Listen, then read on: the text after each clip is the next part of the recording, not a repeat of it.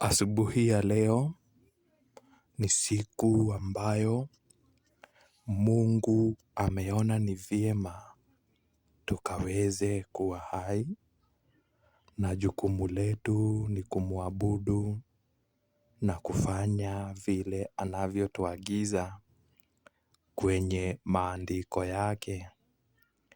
Ninajua unayo sababu ya kumtukuza na kumuimbia Bwana, kwa sababu ni yeye amekuokoa na amekulinda.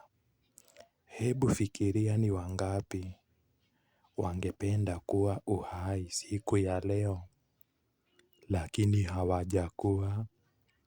Yote kwa sababu ya mapenzi ya Mungu.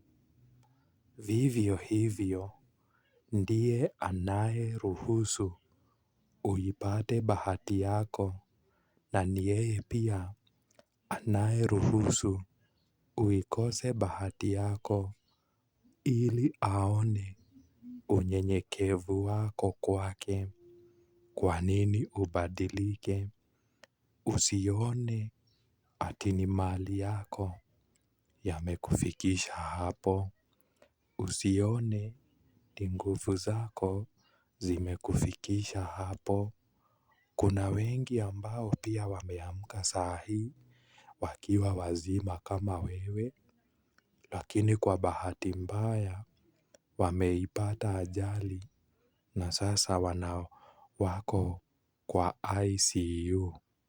Wewe hakuna hongo ambayo umetoa ili ufike kazini kwako ukiwa mzima. Kitu cha kwanza ukifika kazini, unapaswa kumshukuru Maulana kwa sababu ameweza kukusafirisha vizuri, akitumia dereva akamwonyesha njia. Kitu kingine, usiwe mwenye maringo na kuona wale ambao wako na mapungufu fulani ni kama walilaani Mungu. Hakuna Mungu ambaye walimlaani. Kumbuka pia ni mapenzi ya Mungu wao kuwa vile walivyo. Wanasema ukiona vyaelea ujue vimeundwa, na usidhanie kama umesimama huwezi anguka. Ipo siku unaweza jikuta umegonga chini kwa sababu ya kiburi.